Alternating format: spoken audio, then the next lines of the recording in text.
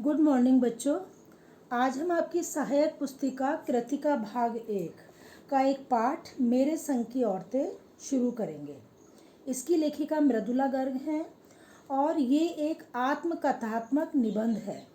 इसमें लेखिका मृदुला गर्ग ने अपने परिवारजनों के प्रेरक प्रसंगों का वर्णन किया है और विशेष तौर पे उन्होंने अपने परिवार की औरतों के विषय में इस पाठ में लिखा है। तो इसका सार इस प्रकार है। सबसे पहले लेखिका की नानी का व्यक्तित्व के बारे में हम पढ़ेंगे। तो लेखिका अपनी नानी के बारे में कहती हैं, उसने नानी को नहीं देखा परंतु नानी के संबंध में सब कुछ सुन लिया था। उसकी नानी परंपराओं को मानने वाली, अनपढ़ और पर्दा करने वाली स्त्री थी। उनके पति शादी के तुरंत बाद बैरिस्ट्री पढ़ाई करने के लिए विलायत चले गए थे। कैम्ब्रिज विश्वविद्यालय से वकालत की डिग्री लेकर लौटे और विलायती रीति रिवाज के साथ रहने लगे। तब भी नानी अपने अनुसार ही अपना जीवन जीती रही। उन्होंने कभी भी अपनी इच्छा का इजहार पति के सामने नहीं किया, परंतु अपनी मृत्यु निकट जानकर उन्होंने अपने पति के स्वतंत्रता सेनानी मित्र प्यारे लाल शर्मा को बुलाकर कहा कि उनकी इकलौती बेटी की शादी अपने जैसे किसी स्वतंत्रता सेनानी से करवा दें, जो अंग्रेजों का फरमावदार न हो। इस प्रसंग से नानी के आज़ाद ख्यालों का अनुमान आसानी से लगाया जा सकता है। कहने को तो उनकी नानी बहुत सीधी सादी स्त्री थी, पर्दा नशी थी, यानी पर्दा किया करती थी, लेकिन उनकी नानी ने ना तो कभी अपने पति के जीवन में हस्तक्षेप करा, उनके विलायती तौर तरीकों को कभी नहीं अपनाया और ना उनका विरोध किया। वो अपने तरीके से ही उन्होंने अपना पूरा जीवन जिया। अब हम लेखिका की माता के विषय में पढ़ेंगे। उनकी लेखिका की माँ। नानी की इच्छा अनुसार लेखिका की माता जी का विवाह आज़ादी के आंदोलन में भाग लेने वाले एक होनहार युवक से हो गया। उसे आज़ादी के आंदोलन में भाग लेने के कारण ICS की परीक्षा में भाग लेने से रोक दिया गया था। उसके पास कोई पुश्तैनी धन नहीं था। लेखिका की माता ने मजबूर होकर सादा जीवन जीना पड़ा, क्योंकि वो एक रईस खानदान से थी और अपने माता पिता की इकलौती संतान थी।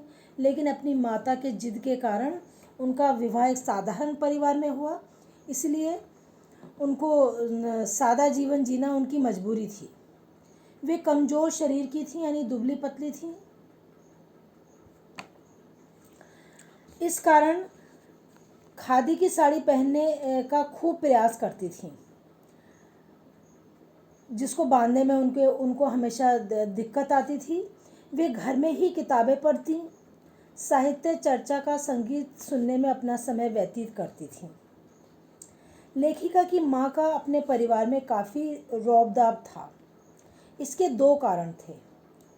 वे कभी झूठ नहीं बोलती थी, एक की गोपनीय बात दूसरे पर जाहिर नहीं होने देती थी।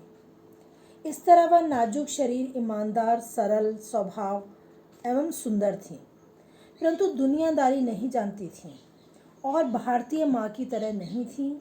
उन्होंने न कभी बच्चों को लाड़ प्यार किया और न उनके लिए खाना पकाया और न घर संभाला। मतलब बच्चों के साथ उनका संबंध हमेशा एक मित्र के जैसा था, दोस्त के जैसा था। अपनी अरुचि के साथ ही अपनी बीमारी और सहाबी खानदान के संस्कार के कारण वे घर के कामों से मुक्त रहती थी। एक तो अधिकतर बीमार रहती थी और दूसरे वो एक सहाबी खानदान की लड़की थी जो नौकरों चाकरों में पली बड़ी थी, तो उन्हें घर के कार्यों का अभ्यास नहीं था। तो यहाँ पर भी वो घर के कार्यों से मुक्त रहा करती थी। लेखिका की अब हम उनकी परदादी के विषय में पढ़ेंगे। तो लेखिका की परदादी का स्वभाव कैसा था, वो परदादी कैसी थी। लेखिका की परदादी सदैव लीक से हटकर काम करती थी। लीक क्या होता है बच्चों? एक परंपरागत रास्ता और उससे हटकर काम करना, यानी जो उससे एक कुछ नया करके दिखाना। तो उनकी दादी भी इसी तरीके की थी। जिस तरीके से पुराने समय में महिलाओं को वो ये चाहती थी कि उनके परिवार की पहली संतान बेटा हो, लेकिन उनकी परदादी इससे कुछ अलग थी। वे जैन समाज के अपरिग्रह का आचरण करती थी। जब उनकी पतोहू यानी पोते की बहू गर्भवती हुई तो उन्होंने मंदिर जाकर भगवान से लड़की पैदा होने की मन्नत मांगी। तो ये एक लीग से हटकर काम था, क्योंकि अधिकतर परिवार आज भी परिवारों में लड़के होने की मन्नत मांगते हैं लोग। तो उन्होंने मन्नत मांगी लड़की की। वह बात सभी को बता दी। पर दादी के बारे में प्रसिद्ध था कि भगवान उनकी जरूर सुनते हैं, और वही हुआ। घर में पहली संतान लड़की हुई। फिर तो बार बार की मन्नत से भगवान ने एक के बाद एक करके 5 कन्याएं उतार दी और एक बेटा भी दिया। उन्हीं दादी के संबंध में परदादी के संबंध में एक रोचक किस्सा भी है। एक बार हवेली के सारे मर्द किसी बारात में गए थे और महिलाएं रथ जगह मनाने एकत्र होकर नाच गाने में लगी थीं। तभी चोर उस कमरे में घुसा जिसमें लेखिका की दादी सोई हुई थी। कुछ आहट होते ही माँ जी की आंखें खुल गईं। उन्होंने पूछा तो चोर डर गया। तभी माँ जी ने उसे पानी लाने को कह दिया। पानी लाते समय वह पहरेदार द्वारा पकड़ा गया और माँ जी के सामने लाया गया। उन्होंने लोटे का आधा पानी तो खुद पिया और आधा उस चोर को पिला दिया और उसे बेटा मानते हुए चोरी छोड़ खेती करने की नेक सलाह दी। वो उससे बोली कि देख, अब हमने एक लोटे से पानी पिया है, हमारा रिश्ता अब माँ बेटे का हो गया। या तो तू चोरी कर ले या तू इस घर में काम कर ले। अब बेचारा चोर तो पानी पानी हो गया, वो तो किसी लायक ना बचा। तो उसने उसके माँ जी के कहने पर चोरी छोड़ दी और खेती का धंधा करने लगा। अब इसके बाद में हम 15 अगस्त 1947 की बात करते हैं, जब आज़ादी का जश्न पूरे देश में मनाया गया था। हमारा देश आज़ाद हुआ था। तो 15 अगस्त 1947 को देश की आज़ादी का जश्न मनाया गया। उस समय लेखिका यानी मृदुला गर्ग को टाइफाइड बुखार था। डॉक्टर की सलाह के कारण उसे बाहर नहीं जाने दिया गया। उसे जश्न में जाने की बड़ी जिद थी, क्योंकि एक स्वतंत्रता सेनानी की पुत्री थी वो। जब उनके पिता ने उन्हें ब्रदर्स का रामजोग नामक उपन्यास पढ़ने को दिया, उसके एक अध्याय में बच्चों पर होने वाले अत्याचारों का वर्णन था। वह लेखिका को याद हो गया और उसका प्रभाव उनके लेखन पर भी पड़ा। जब उनकी उम्र इतनी नहीं थी कि वो उसको अच्छी तरीके से समझ पाएँ, लेकिन वो कहती हैं कि किताबें पढ़ने का मुझे रोग था, यानी किताबें पढ़ने का बहुत ज़्यादा शौक़ था। तो वो जो उनके पिता ने उनको किताब दी ब्रदर्स का रामजोग, तो उस समय तो उनको पूरी तरीके से समझ में नहीं आई। सारे पाठ आपस में गड़बड़ हो गए। कितना पल्ले पड़ा ये कहना मुश्किल है, लेकिन लेखिका ने उसको फिर कई बार पढ़ा। बड़े होने के बाद भी उन्होंने उसको कई बार पढ़ा। अब हम लेखिका की बहनें और उनके भाई की बात करेंगे। लेखिका और उसकी बहनें लड़की होने से किसी हीन भावना से ग्रस्त नहीं थी।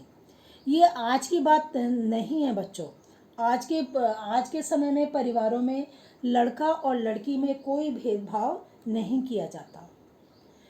लेकिन ये जब आपने पढ़ा कि ये 1947 में देश आज़ाद हुआ था, उस समय भी ये बच्ची थी, तो बहुत पुरानी बातें हो गई हैं ये। तो उस समय परिवारों में भेदभाव किया जाता था, लेकिन तब भी ये बहनें किसी हीन भावना से ग्रस्त नहीं थीं। बड़ी बहन मंजुल थी, जिसने शादी के बाद मंजुल भगत नाम से लिखना प्रारंभ किया। दूसरे नंबर पर लेखिका ने शादी के बाद मृदुला गर्ग नाम से लिखना शुरू किया। तीसरी बहन चित्रा तथा चौथी रेणु ने लेखन कार्य नहीं किया। सबसे छोटी अचला अंग्रेजी में लिखने लगी और छोटा भाई राजीव फिर हिंदी में लिखने लगा। छोटी बहन रेणु बीए नहीं करना चाहती थी। उसने पिताजी और घर वालों का मन रखने के लिए किसी तरह से बीए कर लिया। तीसरी बहन चित्रा खुद पढ़ने से ज़्यादा दूसरों को पढ़ाने में दिलचस्पी रखती थी। परीक्षा में उसके अंक कम आए, परंतु उससे पढ़ने वालों के अधिक अंक आते थे। छोटी बहन अचला ने पत्रकारिता में प्रवेश लिया, यानी जर्नलिज्म, और शादी के बाद लेखन कार्य में लग गई। और हम लेखिका के सामाजिक कार्य पढ़ेंगे कि लेखन तो था ही, लेकिन साथ साथ इन्होंने सामाजिक कार्य भी किए। जब इनका विवाह हुआ तो ये बिहार के एक छोटे कस्बे डालमिया नगर में इनको रहना पड़ा। उस समय वहाँ पर बहुत पिछड़ी मानसिकता के लोग रहते थे। सिनेमा देखने जाते समय मर्द और औरतों को अलग अलग बैठना पड़ता था। उनके बैठने का इंतज़ाम अलग अलग हुआ करता था। लेखिका ने वहाँ शादीशुदा औरतों को पराये मर्दों के साथ नाटकों में अभिनय करने के लिए तैयार किया। देखिए बच्चों, कितनी विचित्र बात है। जो महिलाएं अपने पति के साथ बैठकर पिक्चर हॉल में पिक्चर नहीं देख सकती थीं, सिनेमा नहीं देख सकती थीं, उन्हीं औरतों को लेखिका ने इस तरीके से तैयार किया कि वो दूसरे मर्दों के साथ नाटकों में अभिनय करने लगीं, एक्टिंग करने लगीं। 4 साल तक कई नाटक किए, रंगमंच पर जो नाटक होते हैं, और इसके लिए जो भी पैसा आता था उन्होंने राहत कोष के लिए वो धन एकत्र किया। इसके बाद लेखिका कर्नाटक के बांगलकोट में रही। वहाँ उन्होंने पास के कैथोलिक बिशप से बच्चों का स्कूल खोलने की प्रार्थना की। उस समय वहाँ पर कोई ढंग का स्कूल नहीं था, परंतु बिशप ने अनसुना कर दिया। बाद में लेखिका ने लोगों की सहायता की और उन्होंने अंग्रेजी, हिंदी, कन्नड़ सिखाने वाला स्कूल खोला तथा उसे कर्नाटक सरकार से मान्यता भी दिलाई। इस प्रकार लेखिका ने अपनी जिद हर जगह पूरी की और लेखन क्षेत्र में भी वो प्रगति करती रही। उनकी बहन रेणु का भी एक किस्सा आता है। लेखिका की बहन रेणु की जिद के सामने कुछ भी नहीं थी। सन 1950 की बात है। एक दिन दिल्ली में एक साथ 9 इंच बारिश हुई। पूरा नगर पानी से लबालब भर गया। कोई वाहन बाहर ना निकला। यातायात पूरा ठप पड़ गया। स्वाभाविक था, जब बारिश होती है तो स्कूल बंद हो ही जाते हैं। किंतु रेणु ने स्कूल जाने की जिद ठान ली। उसे समझाया गया कि स्कूल बंद होगा, परंतु वो नहीं मानी। बोली, आपको कैसे पता? आखिरकार वो स्कूल चली गई। स्कूल का चौकीदार भी उसको देखकर दंग रह गया। घर आने पर सबने कहा कि हमने तो तुम्हें पहले ही बताया था। इस पर रेणु बोली, स्कूल बंद था तो मैं वापस आ गई, इसमें आपका कहना कहाँ से आ गया? लेखिका को लगता है कि उस दिन रेणु को अकेले स्कूल जाने में कितना रोमांच हुआ होगा। सचमुच अकेलेपन का मज़ा कुछ और ही है। इस प्रकार यह हमारा पाठ समाप्त होता है और कल मैं इसके आपको प्रश्न बताऊंगी।